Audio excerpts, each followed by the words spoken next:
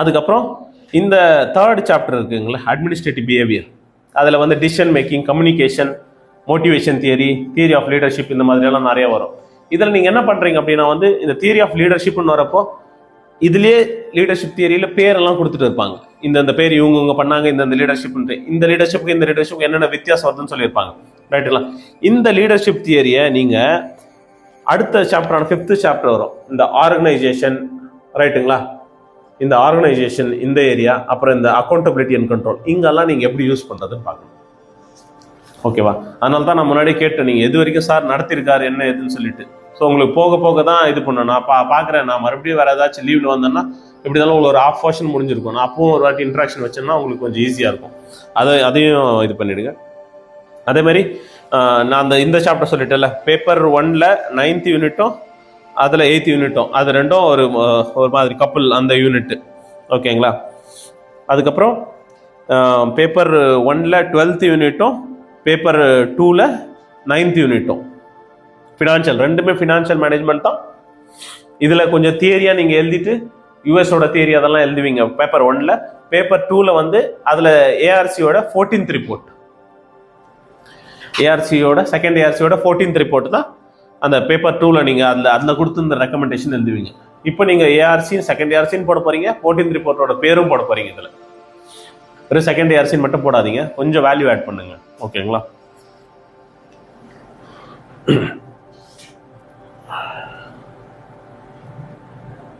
அதுக்கப்புறம் வந்து இந்த அக்கௌண்டபிலிட்டி அண்ட் கண்ட்ரோல் இருக்குங்கள, இதுவும் அது வந்து 5th யூனிட் பேப்பர் 1ல்.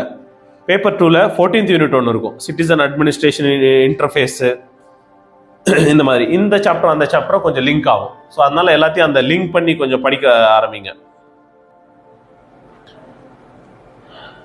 அதே மாதிரி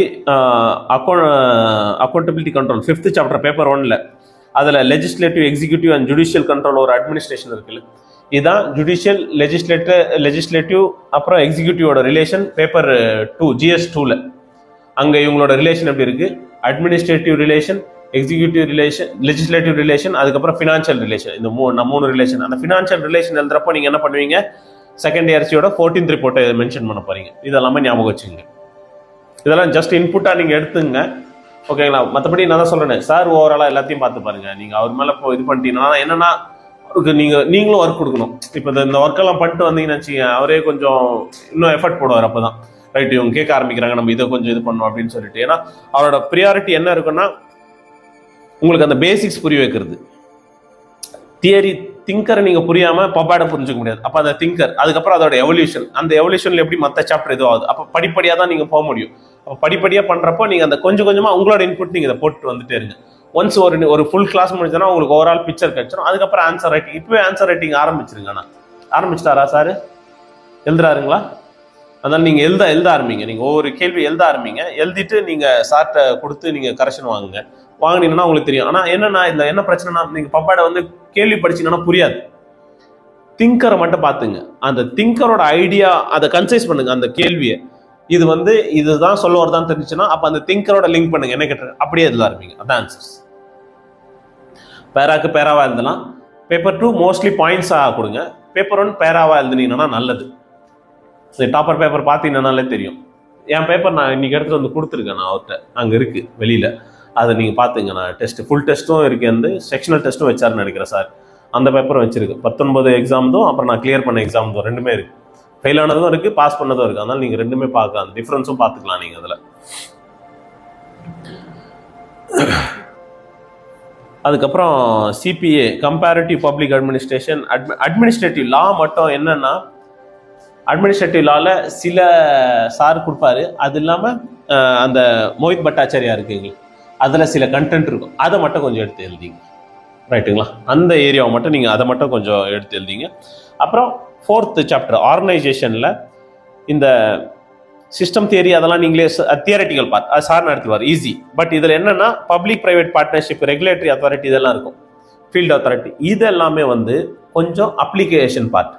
அப்போ என்னென்னா நீங்கள் ப்ரைவேட் பப்ளிக் பார்ட்னர்ஷிப் இப்போ இருக்கிற மாடல்லாம் இருக்குல்ல, அந்த மாடல்லாம் கொஞ்சம் எடுத்துகிட்டு வந்து இதில் சேர்க்க பாருங்கள். ஆன்சரை கொடுக்குறப்போ இந்தியாவில் இந்த மாதிரி நடந்துச்சு, இந்தியாவில் இந்த மாதிரி, ஏன்னா அது பேப்பர் ஒன் ஜென்ரலாக தான் நம்ம எழுதணும். இந்தியான்றப்போ இந்தியான்னு நம்ம இதில் மென்ஷன் பண்ணி எழுதுவோம். ஏன்னா அது வேர்ல்டு லெவலில் நம்ம பேசிகிட்டு இருக்கோம். ஸோ அது இந்த ஸ்விஸ் மாடல் அந்த மாதிரி எல்லாம் நிறைய இருக்கும். நம்மளது இப்போ டெண்டர் விடுறதே அப்படி தான் இது பண்ணுறோம். நம்ம ஏதாச்சும் நம்ம ப்ராஜெக்ட் தரோம் அப்படின்னா ஸோ அதெல்லாம் என்னென்ன மாடல் வந்துட்டு லேட்டஸ்ட்டு கரண்ட் அஃபேர்ஸை இந்த பேப்பர் 1ல் 4th சாப்டரில் பப்ளிக் ப்ரைவேட் பார்ட்னர்ஷிப், அப்புறம் ரெகுலேட்டரி அத்தாரிட்டி, இது எல்லாத்தையும் நீங்கள் இது பண்ணுங்கள்.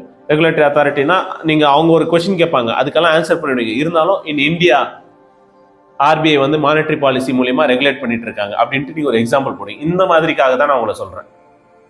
இது படிக்க படிக்க உங்களுக்கு வந்துடும். இனிஷியலான்றதுனால இதை நான் சொல்கிறேன். நான் உங்களுக்கு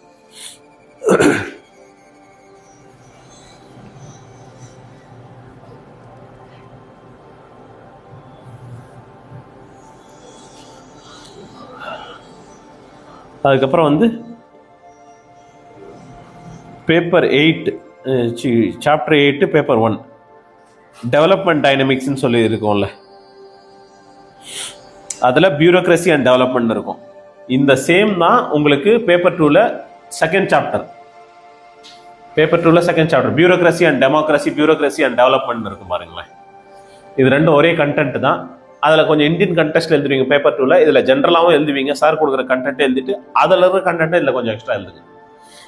இது பேர் தான் இந்த இன்டர்லிங்கிங். எல்லா டாப்பரும் நீங்கள் அதை தானே சொல்கிறாங்க, இன்டர்லிங்க் பண்ணி எழுதுங்க. பேப்பர் 1 பேப்பர் 2ல் எழுதுங்க, பேப்பர் 2ல் பேப்பர் 1 இந்த மாதிரி தான் காமன் ஏரியா மாட்டோம். இந்த கொஸ்டின் வரப்போ நீங்கள் அதை லிங்க் பண்ணி எழுத ஆரம்பிங்க. நீங்கள் லிங்க் பண்ணணும்னு அவசியம், ஆட்டோமேட்டிக்காக அது வந்துடும். ஏன்னா நீங்கள் அதை படிச்சிருப்பீங்க. பாயிண்ட்டே தெரியலனா வேறு என்ன பண்ணுவீங்க, அதுலேருந்து தானே எடுத்து எழுதணும். ஸோ அதெல்லாம் எடுத்து எழுதுவீங்க நீங்கள். ஸோ அதை இது பண்ணிவிடுங்க. அது சாரோட நோட்ஸ் மட்டுமே போதுமானது. அதில் நீங்கள் வேறு எக்ஸ்ட்ரா ஒர்க் பண்ணோம் அப்படின்னு நீங்கள் நினச்சிங்கன்னா, இப்போ நடக்கிற ஏதாச்சும் பியூரோக்ரஸி டெவலப்மெண்ட், இந்த லேட்டரல் என்ட்ரி, இது ஏதாச்சும் ரீசெண்டாக ஏதாவது இப்போதைக்கு அது வந்திருக்கு, பிரச்சனையாக இருக்குது, இஷ்யூ ஆகிடுச்சு, அப்போ தேவையா தேவையில்லையான்னு மட்டும் தான் கேட்பாங்க. வேறு ஏதாச்சும் கமிட்டி போட்டாங்கன்னா அந்த கமிட்டி இப்போ தான் போட்டிருக்காங்க, அந்த மாதிரி மென்ஷன் மட்டும் பண்ணிவிடுங்க.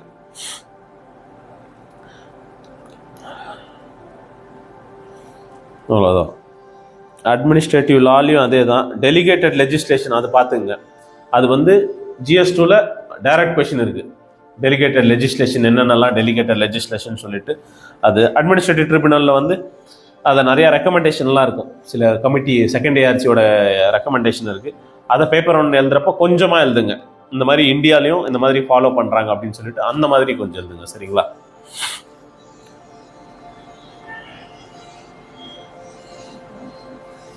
அதுக்கப்புறம் பர்சனல் அட்மினிஸ்ட்ரேஷன் 9th சாப்டரும் நான் அதில் சொன்ன 8th சாப்டரும் இது ஒன்று தாங்க. என்னென்னா இதில் எப்படி ரெக்ரூட்மெண்ட் ட்ரைனிங் நடந்ததுன்னு சொல்லிட்டு அவங்களுக்கு வரும், அது இல்லாமல் நம்மளோடதும் வரும்.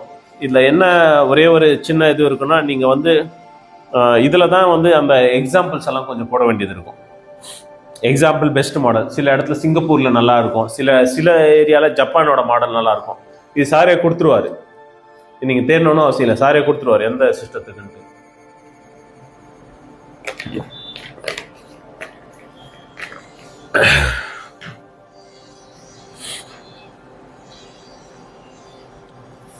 இதில் இந்த எம்ப்ளாயி ரிலேஷன் ஒன்று வரும் பர்சனல் அட்மினிஸ்ட்ரேஷனில்.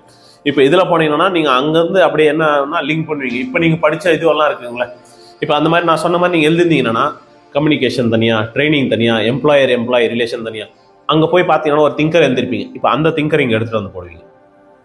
இதுதான் அந்த திங்கரை நீங்கள் வந்து அப்ளை பண்ணுறது. ஸோ அந்த மாதிரி நீங்கள் அப்ளை பண்ணுறதுக்கு நீங்கள் தனியாகவும் ஒர்க் பண்ணியிருக்கணும். ஓகேங்களா? Employee relation. அப்போது டெய்லர் என்ன சொல்கிறார், எம்ப்ளாயிக்குள்ள ரிலேஷன் எப்படி இருக்கணும்னு பார்க்குறாங்க. அப்போது பர்னார்ட் என்ன சொல்கிறார், அவர் வந்து சோஷியலாக உள்ளே எடுத்துகிட்டு வர சொல்கிறார், ஹியூமனாக அதை பார்க்க சொல்கிறார், மெஷினாக பார்க்காம ஹியூமனாக பார்க்க சொல்கிறார். அப்போ அந்த சோஷியல், அப்போ சைமன் அதுலேருந்து என்ன இது பண்ணுறார், இது எல்லாமே இந்த எம்ப்ளாயி ரிலேஷனில் நீங்கள் இது பண்ணிடலாம்.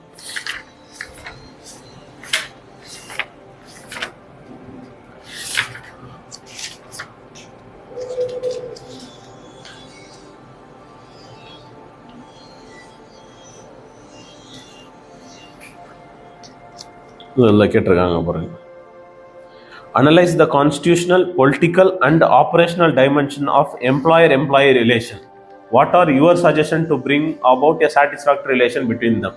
மறுபடியும் சொல்லிட்டேன், யுவர் சஜஷன் அப்படின்றப்போ உங்களோட சஜஷனாக தான் இருக்கணும். ஆனால் யாரோட சஜஷன், அவங்கெல்லாம் கொடுத்துருப்பாங்கல்ல மற்ற திங்கர்ஸ் எல்லாம், எந்த திங்கர் பெட்டராக கொடுத்துருப்பானோ, எந்த திங்கர்ஸ் எல்லாம் பிரச்சனையோ அதை மேலே தூக்கி எழுதிருவீங்க. இவங்களோட பொலிட்டிக்கலாக எப்படி இருக்கணும், ஆப்ரேஷனலாக எப்படி இருக்கணும், இவங்களோட எம்ப்ளாயர் ரிலேஷன் அப்படின்னு சொல்லிட்டு. ஆனால் நீங்கள் வந்து அவங்களுக்கு what are your suggestion to bring out satisfactory relationship. அப்போ ரெண்டு பேருக்கும் ரிலேஷன்ஷிப் நல்லா இருக்கணும், எக்ஸிஸ்ட் ஆகணும் அப்படின்னா நீங்கள் என்னென்ன சொல்ல போறீங்க அப்படின்னு சொல்லிட்டு இதை சொல்லுவீங்க. நீங்கள் அடுத்த சாப்டர் படிக்கிறப்போ, சிஸ்டம் தியரி படிக்கிறப்போ, ஆர்கனைசேஷன் படிக்கிறப்போ, அப்போ சிஸ்டம் தியரியில் எப்படி ஒர்க் அவுட் ஆகுது அப்படின்னு சொல்லுவாங்க. அதுலேயும் கண்டிஜென்ஸ்லையும் இந்த ரிலேஷன்ஷிப் எப்படி இருக்கும் அப்படின்னு சொல்லிட்டு இதையும் நீங்கள் சொல்லணும். ஓகேங்களா? இதுதான் பாருங்க, நான் அதுலேயும் சொல்கிறேன். கொஸ்டினும் உங்களுக்கு இவ்வளோதாங்க, கொஸ்டினும் ஈஸியாக தான் இருக்கும். சில கொஸ்டின் புரியாத மாதிரி இருக்கும், ஏன்னா நீங்கள் இப்போ தானே பேசிக் இப்போ தானே ஆரம்பிச்சிருக்கீங்க. அது போக போக புரிஞ்சிடும். அதுக்கப்புறம் பப்ளிக் பாலிசி, இது ரொம்ப முக்கியமானதுங்க. எப்போ வருஷம் கொஸ்டின் கேட்டே இருக்கும். பப்ளிக் பாலிசினாலே என்னது? பப்ளிக் பாலிசியே ஒரு கான்செப்ட் வரும், அதை பிளான் பண்ணுவாங்க, அதுக்கப்புறம் அதை இம்ப்ளிமெண்ட் பண்ணணும். இம்ப்ளிமெண்ட் பண்ணுறதை ஒழுங்காக மானிட்டர் பண்ணுவாங்க, மானிட்டர் பண்ணதை எவாலுவேட் பண்ணி இது ஒர்க் அவுட் ஆகுதா இல்லையா ரிவ்யூ பண்ணுவாங்க. மறுபடியும் அந்த இன்புட் போயிடும். இது ஒரு சர்க்கிள், பாலிசி சைக்கிள்னு சொல்லுவாங்க. இதை வச்சு தான் இதுதான் இந்த மொத்த சாப்டரே வரும். இதை வச்சு தனித்தனியாக கேள்வி கேட்பாங்க. பிளானிங்கில் மட்டும் ஒரு கேள்வி கேட்பாங்க, இம்ப்ளிமெண்டேஷனில் ஒரு கேள்வி கேட்பாங்க, எவாலுவேஷனில் மட்டும் ஒரு கேள்வி கேட்பாங்க. அப்போ நீங்கள் ஹோலிஸ்டிக்காக படிச்சிட்டிங்கன்னா நீங்கள் எது கேட்டாலும் உங்களோட ஃப்ரண்ட் என்ன பேக் என்னன்னு தெரிஞ்சது. அப்போ இதில் பிரச்சனை என்னன்னு நீங்கள் அங்கேருந்து எடுத்து சொல்லுவீங்க, இதுக்கோட அடுத்தது என்ன இதுலேருந்து எடுத்து நீங்கள் சொல்லிடலாம், ஆன்சர் சொல்லிடலாம். இப்போ நீங்கள் ஒரு இதில் வந்து இதை கேட்குறாங்கன்னு வச்சுல, மானிட்டரிங் கேட்குறாங்கன்னு வச்சுல, அப்போ மானிட்டரிங் எதை மானிட்டர் பண்ணுறாங்க? இம்ப்ளிமெண்டேஷனை மானிட்டர் பண்ணுறாங்க. இப்போ இந்த மானிட்டரிங்கோட அவுட்புட் என்ன வருது? ஒரு எவாலுவேட் பண்ணாதான் அதோட அவுட்புட் வருது. அப்போ உங்களுக்கு ரெண்டுமே தெரியுது, இதோட பேக் எண்டும் தெரியுது, ஃப்ரண்ட்டும் தெரியுது. இப்போ நீங்கள் ஆன்சரும் ஈஸியாக எழுதலாம். ஓகேங்களா? அப்போ இந்த மாதிரி தான் எல்லாத்துலேயும் ஃபார்வர்டு என்ன, பேக்வர்டு என்ன. நான் அது சொன்னேன்ல, இதில் கேட்குறாங்கன்னா இவங்க யாரு, இவங்க யாரு, இவங்க கேட்குறாங்கன்னா இவர் யாரு, இவர் யாரு, இதுக்கு முன்னாடி போக முடியுமா, இவங்களோட நெகட்டிவ்ஸ் என்ன, இது எப்படி இவங்க ஓவர் கம் பண்ணாங்க, இவங்க பண்றப்ப இவங்களோட நெகட்டிவ் என்ன, இதுக்கு அடுத்த தியரி என்ன வந்தது. இதே தான் இந்த மாதிரியும் சொல்றேன். ஸோ அதை நீங்க அதே மாதிரி பார்த்து பண்ணிடுங்க. அதுக்கப்புறம் டெக்னிக்ஸ் ஆஃப் அட்மினிஸ்ட்ரேஷன் இம்ப்ரூவ்மெண்ட் சொல்லிட்டு அது ஈஸியான சாப்டர் தாங்க. MIS பர்ட் CPM அப்படின்னு வரும். ஜென்ரலாக இந்த ரயில்வே கன்ஸ்ட்ரக்ஷன், இப்போ எந்த இன்ஃப்ராஸ்ட்ரக்சர் ஒர்க் நடந்தாலும் எவ்வளோ சீக்கிரமாக ஒரு ஒர்க் முடியும் அப்படின்ற சொல்கிறது தான் இது. ஸோ அதை நீங்கள் இது பண்ணி பார்த்துக்கலாம். அதே மாதிரி இந்த ஃபினான்ஷியல் அட்மினிஸ்ட்ரேஷன் இருக்குல்ல, இது வந்து ரொம்ப முக்கியமான சாப்டர். இதை படிச்சிங்கன்னா உங்களுக்கு அங்கேயும் 9th சாப்டர்லையும் யூஸாக இருக்குது. ஸோ அதனால் இதில் தான் கொஞ்சம் டேட்டாலாம் போடுற மாதிரி இருக்கும். அங்கே என்னென்ன பண்ணாங்க, என்னென்ன பாலிசி எடுத்துகிட்டு வந்தாங்க, இது எல்லாமே நீங்கள் டேட்டாஸ் நிறையா கொஞ்சம் போடுற மாதிரி இருக்கும். ஆடிட், அக்கௌண்ட், இது கொஞ்சம் சாப்டர் கொஞ்சம் டஃப்பாக தான் இருக்கும். சார் உங்களுக்கு ஈஸியாக நடத்திடுவார். இது பிரச்சனை என்ன ஆகுதுன்னா, இது எல்லாமே கடைசியில் வருது. நீங்கள்லாம் ஃப்ரண்ட்டில் ஒரு 50% ஆக்குபேஷன் திங்கர்னே முடிச்சிடுறீங்க. அப்போ இது கடைசி வர நேரத்தில் என்ன ஆகுதுன்னா, ஃப்ரண்ட்டில் ஃபேட் ஆகிடுது ஃபுல்லாகவே. கடைசி அந்த திங்கரை நீங்கள் எடுத்துகிட்டே வர முடியல இங்கே. அதனால தான் நான் சொல்கிறேன், நீங்கள் தனித்தனியாக அதை போட்டு வச்சுங்கன்னு சொல்கிறேன். அந்த மேப் மாதிரி ரெடி பண்ணி வச்சுங்க, தனியாக ஒரு கீவேர்டை போட்டு வச்சுங்க. டெய்லியும் நீங்கள் இந்த சிலபஸ் நீங்கள் பிரிண்ட் அவுட் போட்டு வச்சுருக்கீங்க. டெய்லியும் எடுத்து ஒரு சாப்டர் சும்மா படிங்க, பேரை மட்டும் படிங்க. அப்போதான் உங்களுக்கு வந்து அது வந்து திங்க் ஆகிட்டு அது வந்துட்டே இருக்கும். இந்த ப்ராசஸ் அங்கே எடுத்துகிட்டு போகிறது, அதை இங்கே எடுத்துகிட்டு வர்றது, இதை மட்டும் பண்ணிட்டு இந்த வேலையை மட்டும். எப்படி அங்கே GS படிக்கிறீங்களோ காலையிலேயே நைட்டையும், அந்த மாதிரி இதுக்கு ஒரு டைம் கொடுத்துருங்க. இல்லை அதை காலையில் இதை நைட்டு எப்படியாவது அப்படி வச்சுங்க. ஸோ ஃபுல்லாக இதை பார்த்து திரும்ப படிச்சுட்டே இருங்க. அப்படி படிச்சிங்கன்னா தான் உங்களுக்கு வந்து ஒரு ஐடியா கிடைக்கும். அடுத்து இந்த சாப்டர் வரப்போகுது, அடுத்து இங்கே இது அங்கே எம்ப்ளாயர் ரிலேஷன், அதை தானே சார் இங்கே சொல்கிறாரு, உங்களுக்கு ஒரு சின்ன ஐடியா வர ஆரம்பிச்சு ரைட்டுங்களா. நீங்கள் அதனால ஆனால் நீங்கள் ரொம்ப உள்ளே போகாதீங்க. ஏன்னா இப்போ நீங்கள் பேஸ் லெவலில் இருக்கீங்க, இப்போ தான் நீங்கள் கற்றுக்குறீங்க. இல்லை இதுக்கு ஆன்சர் என்ன வருது, அதெல்லாம் பார்க்காதீங்க. இப்போ உங்களோட ஒரே வேலை இதை அப்சர்வ் பண்ண வேண்டியது தான். அந்த அப்சர்வ் மட்டும் பண்ணுங்க, வேறு எதுவும் பண்ணாதீங்க. ஓகேங்களா?